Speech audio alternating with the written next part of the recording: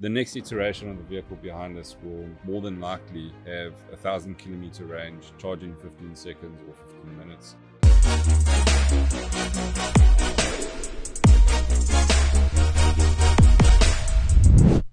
On this episode, we have the director of Rubicon, who allowed us to drive in the well-renowned Tesla Model X. Thank you, Greg. His experience within the renewable energy sector, with a history of working in smart technologies, he has an unbelievable marketing heart with a focus of sales and new product development. As the world is undergoing a fundamental shift towards sustainable energy and resource efficiency, Rubicon Group drives this transition through advancing and adopting transformative technologies. Please welcome Greg Blandford. Well, Greg, thank you very much for giving us the opportunity to come. It is such a privilege. We couldn't express how excited we are to have the Tesla in our factory. To start off the conversation, I wanted to talk to you guys about, this is a question for both you and Yanesh.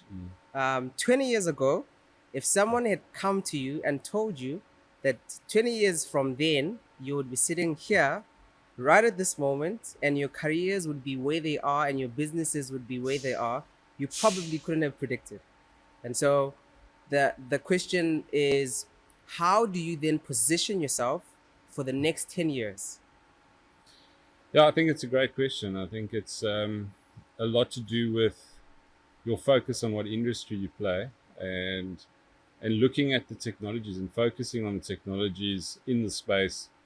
And I what I do often is I read up a lot about the technologies that we're working with, so e-mobility or solar, new battery technology, etc., and seeing what the new and upcoming technologies are, and focusing around that, and doing a little bit of R&D and seeing how can we possibly play in that industry further down the line. And I think that's key actually to understanding and getting more involved with those technologies further down the line.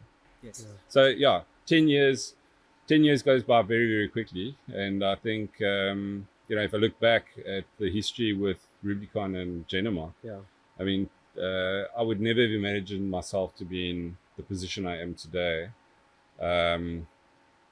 Coming from the automation sector, I think I would have seen myself as being involved in that sector 10 or 15 years down the line.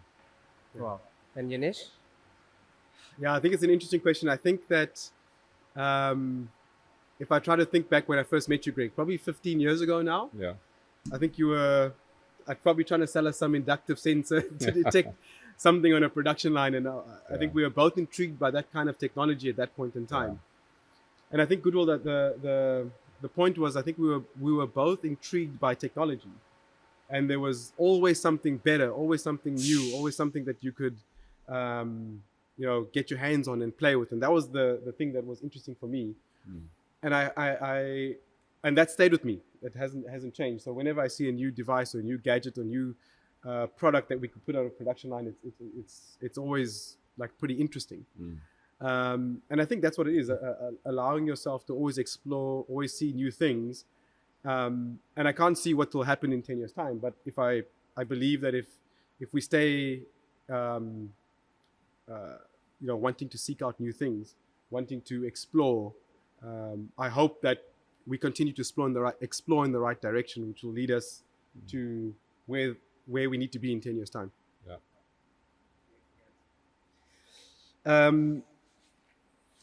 So I had a question for you, Greg. I alluded to the fact that we met, I think, probably like 15 or 16 years ago. How did you give us the story of Greg? How did you end up driving the first Tesla in South Africa? Yeah, and I think interesting question again. I think it's I've always been fascinated by technology as you have been, and specifically around renewable energy, etc. So I didn't see myself 15 years ago in the position that I am now, but it intrigued me, especially about e-mobility and renewable energy sources, and I think that's what's driven me, what's interested in me in getting involved in the industry in a bigger way, and not just driving specific products, but also driving the narrative around the industry and trying to move the industry in a specific direction, because then I think that creates more value, and you leave a legacy by doing that. Yeah, look, I think your passion comes through clearly whenever we speak. E-mobility, the environment, alternative forms of energy come through. I think that your passion is pretty clear to me, which kind of leads me to a really interesting question. I think that our two companies, Jendamark and Rubicon, have got a long-standing relationship, probably before both of us were involved in the companies. And I've watched Rubicon evolve from a distributor of electronic components to a real driver in this new industry. So talk to us about the evolution of Rubicon from where you were, why you guys took the decision to change and add different things to your portfolio, and how you'd like to see your organization drive industry in the future. Again, it's quite an interesting narrative. I think if you look at Rubicon from where we've come in the past as being traditional type distributors for products, I think it comes down a lot to the vision and focus for the company and strategy, as well as the passion behind that, and seeking solutions for customers. I think, again, our companies have come a long way, and I'm reminded about the little caption on your logo, where it says it's passionate about machines, focus on people. And I think passion plays a very, very big part in any business. A product's just a product, but you put a person with the product and you wrap it with value added services, etc., and offer solutions to customers with passion. The narrative becomes very, very strong, especially if you're pushing the industry in a specific direction. What do you think that agenda is? It's obviously evolved over time. What do you think that narrative, what would you like that to become from a narrative perspective? Well, I think, besides the products that we provide to industry, I think that if we look at the complete basket of products that we present to industry, that's a holistic solution. It's not just a collection of random products. Each product's been carefully thought out, put into the product mix to create a solution for a customer. And that's within one specific industry, like industrial automation, for instance. But then we've also got other divisions like solar, battery energy storage, e-mobility, power solutions, lighting. So the combination of all of those solutions together for a client is very, very powerful. And then on top of that, you still wrap that with software and SCADA platforms, etc. So I think, again, companies evolve, but strategically the way that you place those products in the mix is very, very important. You spoke about passion, Greg, and I'm very passionate about marketing. And when I see a Tesla, I can imagine the marketing strategy behind. I'm just interested in how do you conceptualize such a marketing strategy at the cost that it is to bring and import the car from the States? So I think marketing for any company is probably one of the most important points or pivotal points within a company.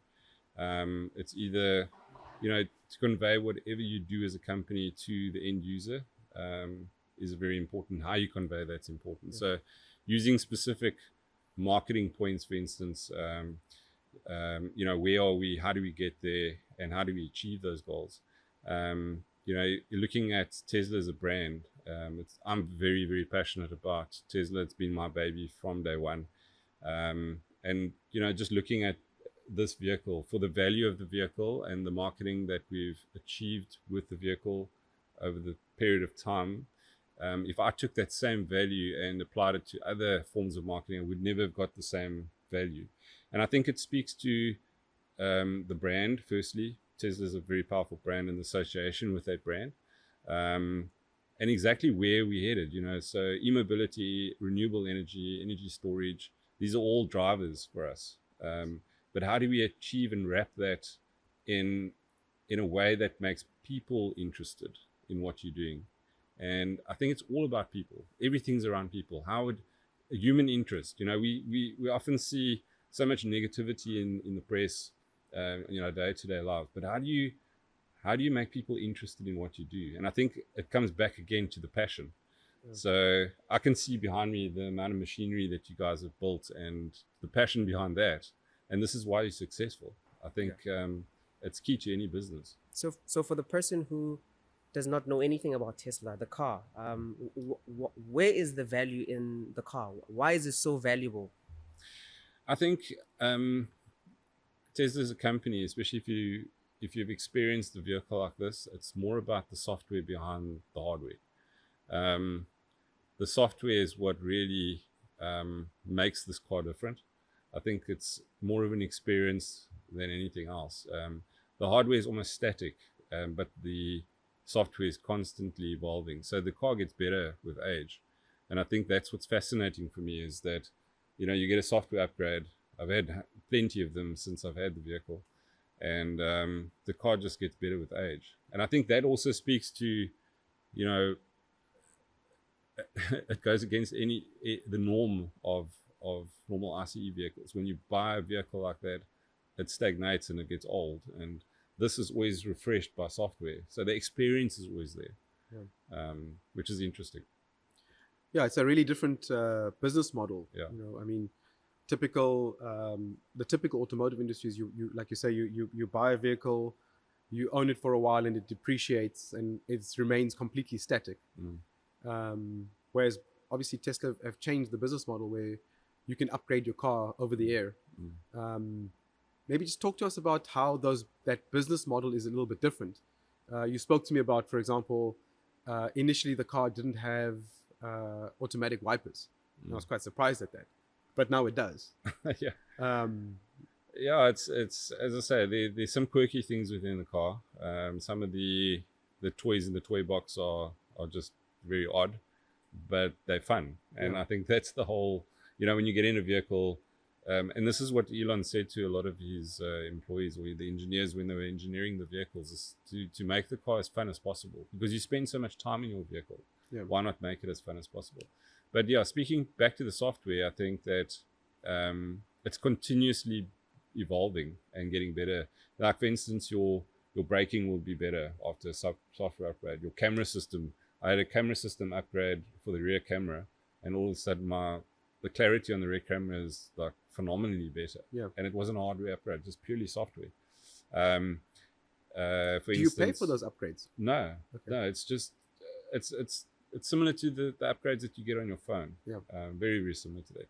But then again,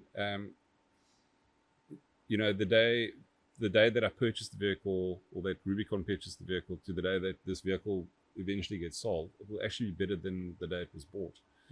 And that's what's fascinating to me. Oh, that's a completely different mindset. Compared to anything you buy. Even a fridge you buy, the day you buy it is the best it is ever going to be. Precisely. Whereas that's why I say Tesla have changed the business model that it gets better over time, which is unusual for an asset. And I mean, there are performance upgrades. For instance, the PC that's in this vehicle is capable of full self driving, and it will become an upgrade that can be purchased.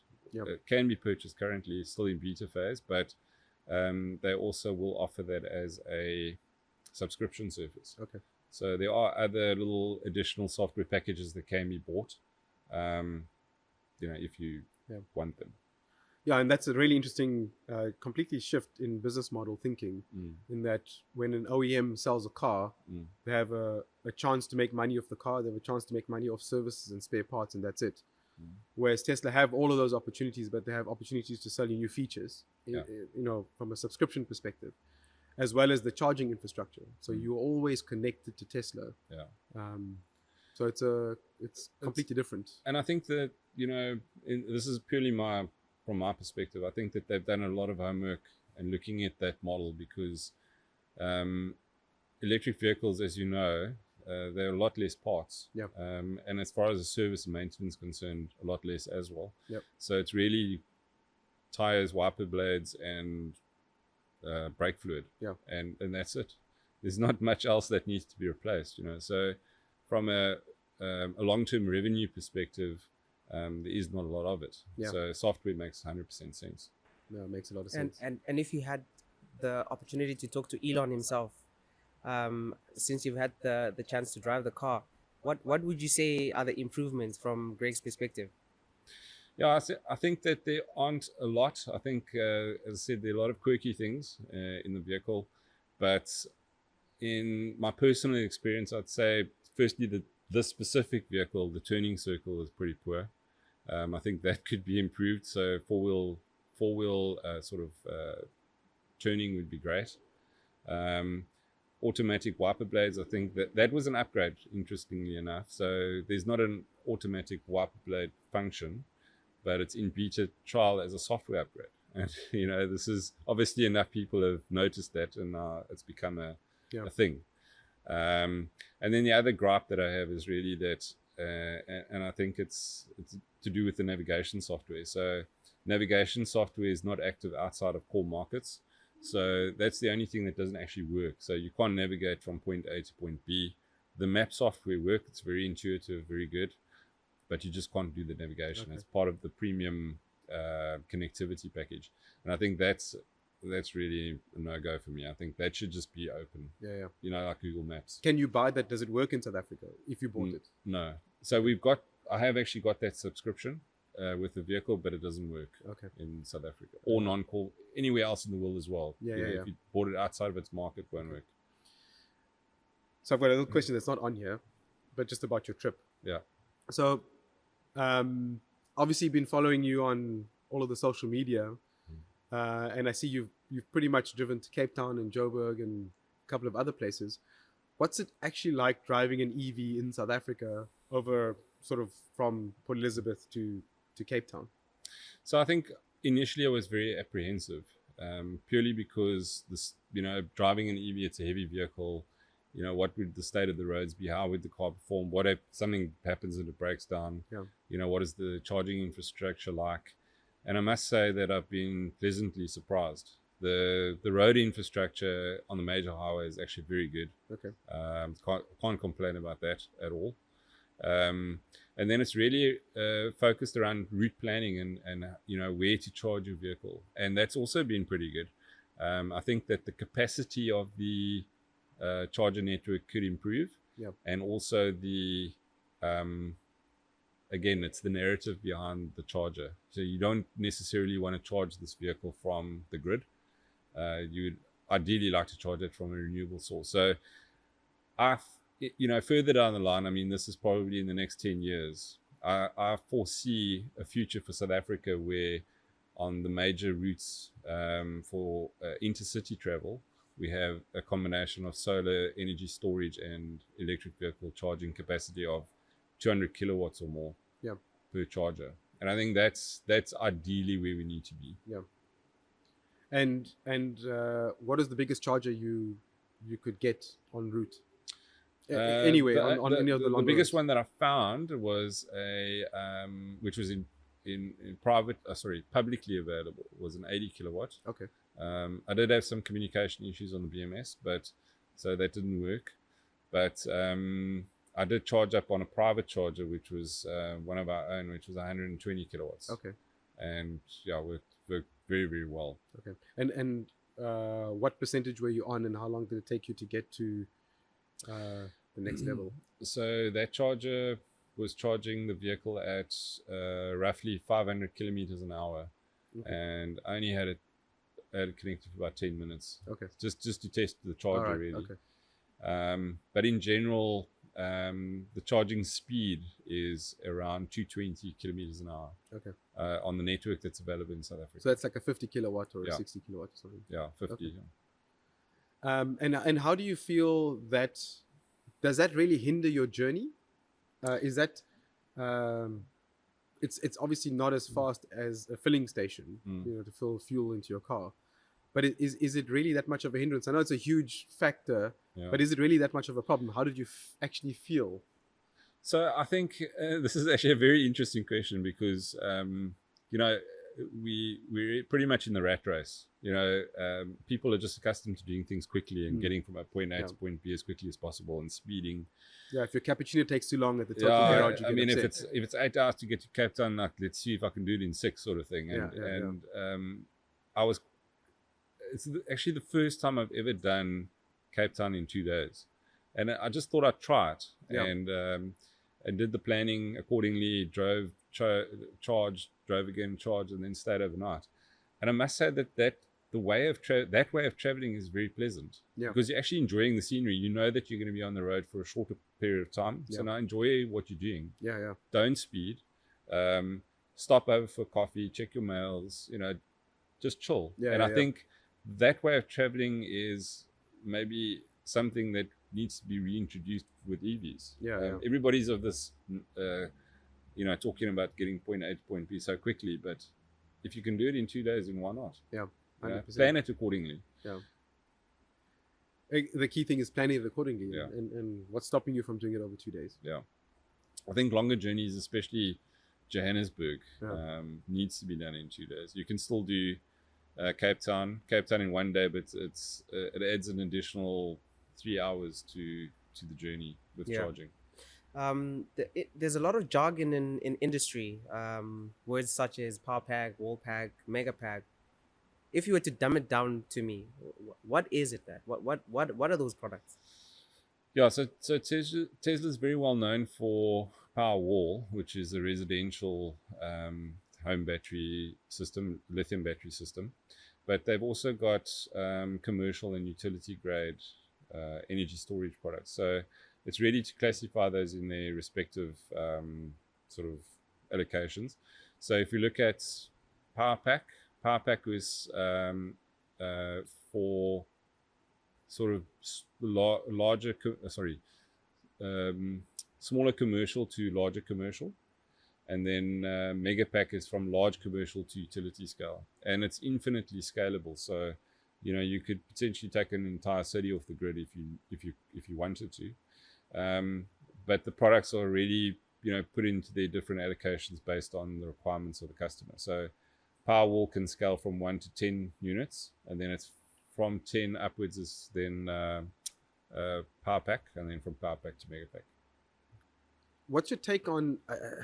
And I'm not sure if it's a result of COVID, but there's certainly been a shift in mindset, and I'm not sure if it's just in South Africa or a global mindset to really push this whole sort of green economy or alternative energies. Could also be Eskom, which I'm sure is a big factor. How have you seen things shift over the last 5 years in towards this sort of green energy from a you know, sales perspective? Have you sold more batteries, more solar panels, done more installations? What is it looking like? Can you project, you know, based on the last 5 years, what it might look like into the future as well?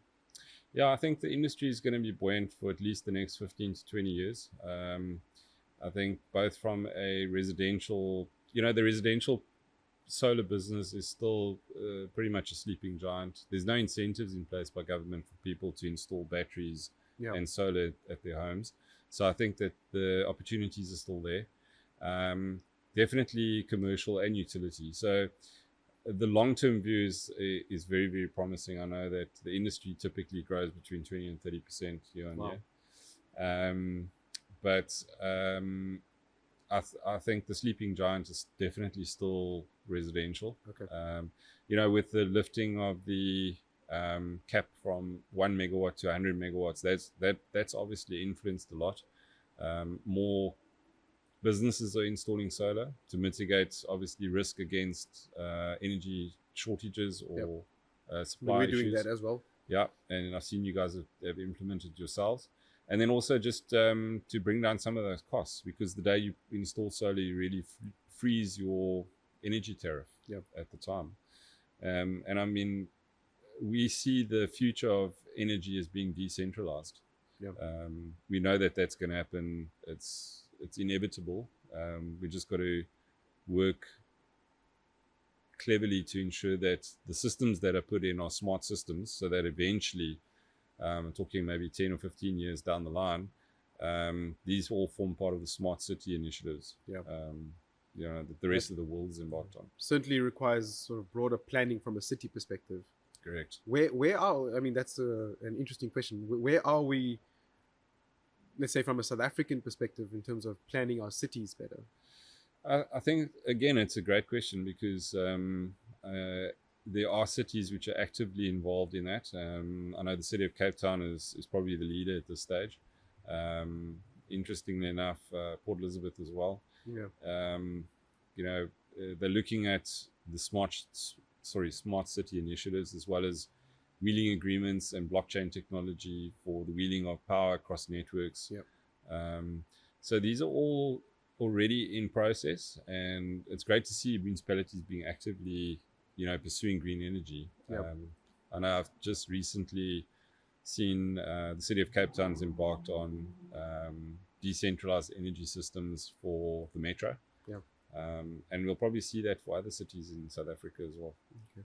So in terms of the, you've spoken about the market being buoyant for the next 15 to 20 years.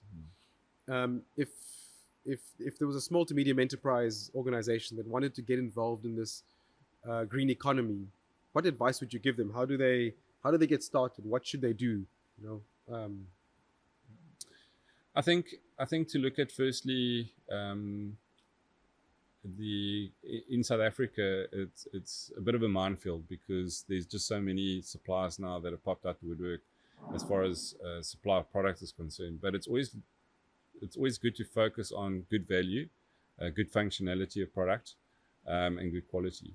I think those are the things that, the three things to look at specifically. And then also cutting edge technologies. I think the next wave of technology products in the renewable space is going to be energy storage.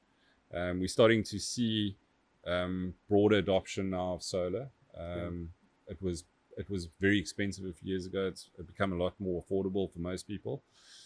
But in the South African context, we need to have energy storage coupled with solar. I think that's imperative. If we don't have that, I think we're going to be in big trouble further down the line as far as the grid is concerned. Yeah.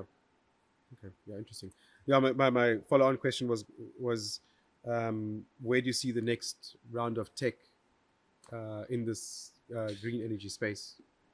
There again, I think it's going to be so the evolution as follows is solar, then energy storage, then electric vehicle and consumer products. Yeah. So there, I'm talking for the next 5 years, energy storage is going to be the hot technology to follow. We're already seeing the evolution in battery technology with graphene and superconductors.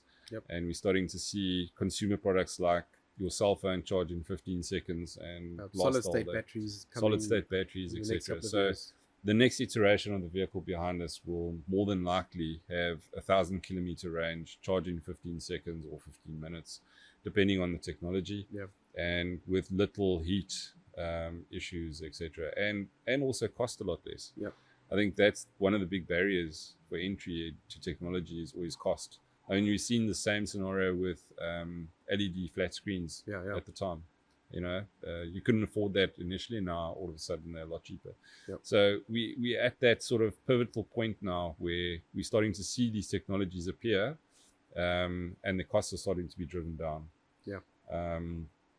But ultimately, what I see is in probably the next 10 years is a combination of all of these technologies wrapped with a software package.